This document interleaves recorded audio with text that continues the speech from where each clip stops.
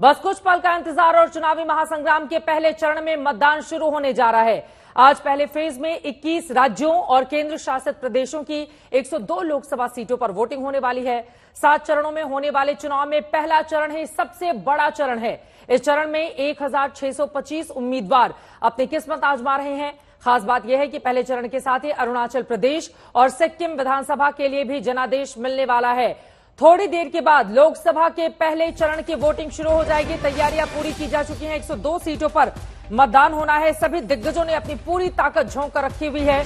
तमिलनाडु की सभी 39 लोकसभा सीटों पर वोट डाले जाएंगे, तो उत्तराखंड की सभी 5 लोकसभा सीटों के लिए भी आज होगा मतदान, जबकि यूपी की 8, राजस्थान की 12 और इस तरह से अलग अलग राज्यों की कुछ सीटों पर मतदान होगा। वोटिंग थोड़ी देर के बाद यानी कि सुबह 7 बजे शुरू हो जाएगी। अरुणाचल सिक्किम विधानसभा के लिए भी मतदान आज होगा। 21 राज्य और केंद्र शासित प्रदेशों की 102 लोकसभा सीटों के लिए आज मतदान होना है।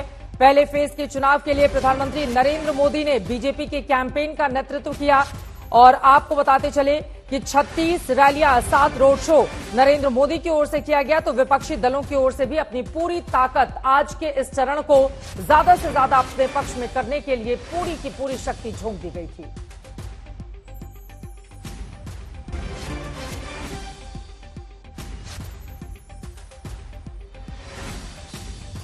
चप्पे चप्पे पर मौजूद आज तक के संवाददाताओं के पास आपको लेकर चलेंगे। टीवी स्क्रीन पर हमारे तमाम संवाददाता आपको दिखाई देंगे। मौसमी सिंह हमारे साथ जुड़ चुकी हैं। मौसमी बताएंगी क्या राजनीतिक माहौल है कांग्रेस पार्टी का। अलग अलग और भी हमारे सहयोगी जुड़ चुके हैं। रोहित सिंह भी हमारे साथ मौजूद हैं, उनके पास भी आपको लेकर चलेंगे। ऋत्विक मंडल, अनुपम मिश्रा, तमाम हमारे सहयोगी जुड़े हुए हैं। रवीश पाल सिंह भी हमारे साथ जुड़ चुके हैं। लेकिन उसके पहले एक और बड़ी खबर अपने दर्शकों को देते हैं। मतदान शुरू होने से पहले बड़ी खबर पश्चिम बंगाल के कूच बिहार से है, जहां केंद्रीय मंत्री निशित प्रामाणिक बीजेपी के उम्मीदवार हैं, उनके खिलाफ टीएमसी चुनाव आयोग पहुंच गई है। टीएमसी ने आरोप लगाया है कि निशित प्रामाणिक सीआरपीएफ को कंट्रोल कर रहे हैं। आरोपों के मुताबिक प्रामाणिक घर में हथियार जमा कर रहे हैं और उपद्रवियों को संरक्षण दे रहे हैं। इन आरोपों को लेकर टीएमसी ने चुनाव आयोग से निशित प्रामाणिक पर कार्रवाई करने की मांग की है। पश्चिम बंगाल से यह बड़ी खबर सामने आई है। उपद्रवियों को संरक्षण दे रहे हैं निशित प्रामाणिक, इस तरह के आरोप लगाए गए हैं टीएमसी की ओर से। टीएमसी ने इसी से प्रामाणिक पर कार्रवाई की मांग भी की है। अब इलेक्शन कमीशन इस पूरे मामले को किस तरह से लेगा, क्या आगे कार्रवाई करेगा, क्या आरोपों में दम है, टीएमसी जिस तरह के आरोप लगा रही है, या फिर ये सिर्फ एक चुनावी हथकंडा है। कई ऐसे सवाल हैं जिनका जवाब मिलना अभी बाकी है, लेकिन गंभीर आरोप सीआईएसएफ को कर रहे हैं प्रामाणिक कंट्रोल टीएमसी के नेताओं की ओर से ये आरोप लगाए गए हैं। ऋत्विक मंडल हमारे संवाददाता जुड़े हुए हैं इस बारे में और ज्यादा जानकारी के साथ। ऋत्विक, टीएमसी के नेता कब पहुंचे हैं, किस तरह की कार्रवाई की मांग उनकी ओर से की जा रही है, क्या आरोप लगे हैं, जरा विस्तार से इसके बाबत जानकारी दें हमारे दर्शकों को आप। जी बिल्कुल, देखिए चित्रा दी, पहले तो हम बता दें कि चुनाव शुरू होने से पहले कुछ बिहार में हिंसा का माहौल और तनाव का माहौल जो है वो तैयार हो गया है। दरअसल कल रात 2 घटनाएं की खबरें जो हमें मिल पा रही है। एक तो दिनहाटा से है। कुछ बिहार बहुत ही अहम सीट है क्योंकि यहाँ पर चुनाव आयोग का सबसे बड़ा जो चैलेंज है यहाँ पर पीसफुल पोलिंग कॉन्डक्ट करवाना। तो तृणमूल कांग्रेस के तरफ से जो है आरोप दर्ज करवाया गया है। पहला बीजेपी के खिलाफ के दिनहाटा में उनके 2 कार्यकर्ताओं को मारा गया, उनमें से 2 जो है अस्पताल में फिलहाल दाखिल है। उसकी दूसरी ओर जो खबरें मिल पा रही है, कल रात को बीजेपी की तरफ से बीजेपी के एक कार्यकर्ता तूफानगंज, जो कोच बिहार के ही एक अहम इलाका है, वहां पर भी उनके एक कार्यकर्ता को मारा पीटा गया और फिलहाल जख्मी हालत में अस्पताल में दर्ज है। इस बीच तृणमूल कांग्रेस का एक बड़ा आरोप जो है वो सामने आ रहा है। निशित प्रामाणिक जो कि यहां पर भारतीय जनता पार्टी की टिकट पर चुनावी अखाड़े पर है, वो एमओएस होम है, तो इस अहम सीट पर इसी कैंडिडेट के खिलाफ, निशित प्रामाणिक के खिलाफ चुनाव आयोग में चिट्ठी लिखकर तृणमूल कांग्रेस की तरफ से जो आरोप दर्ज करवाया गया है कि जो यहां पर उपद्रवी है, खासकर हथियार लैस लोग मंत्री के घर में शरण लिए हुए हैं और उनका मकसद है चुनाव के दौरान यहां पर तनाव पैदा करना। इसके अलावा वो ये भी गंभीर आरोप लगा रहे हैं कि जो सेंट्रल एजेंसी की तैनाती की यहां पर की गई है,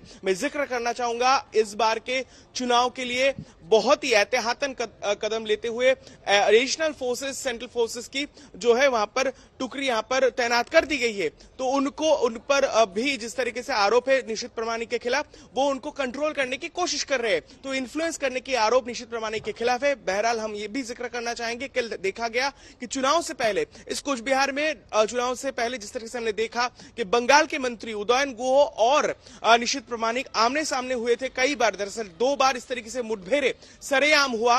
तो उदयन गुहो के जो मूवमेंट है, जो ममता सरकार के मंत्री है, उनका मूवमेंट को रिस्ट्रिक्ट करने की मांग को लेकर निशित प्रमाणिक ने चुनाव आयोग को लिखा था। हम समझ सकते हैं इसका एक जवाब तृणमूल की तरफ से आज दिया गया है। अब देखने वाली बात होती है कि क्या कार्रवाई निशित प्रमाणिक के खिलाफ चुनाव आयोग करती है। चुनाव की तैयारी चल रही है और यहाँ पर गहमा गहमी जो है वो बरकरार है। पश्चिम बंगाल की 3 लोकसभा सीटों पर आज होने हैं मतदान। कुल 42 सीटें हैं और इन तीनों पर पिछली बार बीजेपी ने जीत दर्ज की थी, लेकिन इस बार कांटे की टक्कर देखने को मिल रही है। इन सब के बीच ये विवाद की खबर निकलकर सामने आई है। निशित प्रमाणिक पर गंभीर आरोप टीएमसी की ओर से, अब आगे इसी की ओर से क्या कार्रवाई की जाएगी। हमारे तमाम सहयोगी अलग अलग हिस्सों से इस वक्त हमारे साथ जुड़ चुके हैं। हमारे साथ कुमार अभिषेक उत्तर प्रदेश के रामपुर से, ऋत्विक मंडल कुछ बिहार से आपको जानकारी दे रहे थे, शरद कुमार जयपुर से जुड़ चुके हैं, आपको टीवी स्क्रीन पर दिखाई दे रहे हैं, रवीश पाल सिंह जबलपुर से हमारे साथ मौजूद है, मौसमी सिंह पीलीभीत से हमारे साथ हैं और साथ ही आपको अभिषेक भी दिखाई दे रहे हैं। उत्तर प्रदेश की 8 सीटें भी आज काफी ज्यादा महत्वपूर्ण रहने वाली हैं। अनुपम मिश्र भी हमारे साथ जुड़े हुए हैं। अभिषेक, सीधे आपका रुख करते हुए, आप रामपुर में इस वक्त मौजूद हैं, क्या सियासी तापमान इस वक्त वहां पर देखने को मिल रहा है, क्या हलचल इस वक्त रामपुर में? चित्रा, देखिए 7 बजे से चुनाव में मतदान शुरू होगा। हम रामपुर शहर में मौजूद हैं और रामपुर में इस बार अच्छी वोटिंग की उम्मीद की जा रही है। हालांकि बहुत ही ठंडा चुनाव देखने को मिला है, बहुत ज्यादा लोगों में सड़कों पर उत्साह देखने को नहीं था, लेकिन 6 बज रहे हैं, कुछ देर 6 बज करके तकरीबन 10 मिनट हो रहे हैं, कुछ देर के बाद से गहमा गहमी शुरू होगी ऐसा माना जा रहा है। और आप सेंट्रल फोर्सेस की तैनाती यहां पर देख सकती हैं। यहां पे कई बूथ बने हैं, लेकिन लोग अभी आने शुरू नहीं हुए हैं। रामपुर ऐसा क्षेत्र है जहां पर बीजेपी ने उपचुनाव में जीत दर्ज की थी। घनश्याम सिंह लोधी यहां से जीते हैं। रामपुर में इस बार चुनाव मैदान में आजम खान या उनका परिवार नहीं है और अखिलेश यादव ने यहां से मोहिबुल्ला नदवी को, एक जो मौलाना चेहरा है, इमाम है, उनको अपना उम्मीदवार बनाया है, जबकि बीजेपी की तरफ से घनश्याम सिंह लोधी हैं। तो कुल मिलाकर के बहुत नजरें टिकी होंगी, क्योंकि पिछली बार यहां पर जो सबसे ज्यादा आरोप लगे थे वो प्रशासनिक दुरुपयोग का था। साथ साथ प्रशासन का पर बहुत ज्यादा दुरुपयोग का आरोप लगाया था आजम खान, और आज भी ये आरोप यहां पर लगता है कि यहां पर कुछ भी हो सकता है। लेकिन पीसफुल शहर है और नवाबों की नगरी है।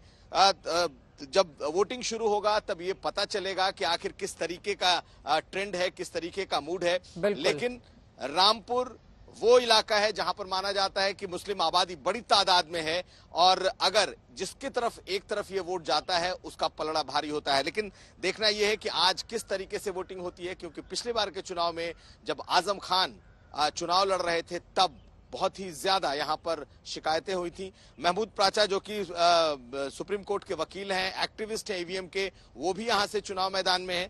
तो अब देखना यह है कि किस तरीके का चुनाव यहां पर आता है, किस तरीके का ट्रेंड यहां से शुरू होता है। लेकिन रामपुर पर नजरें सबकी टिकी हुई हैं।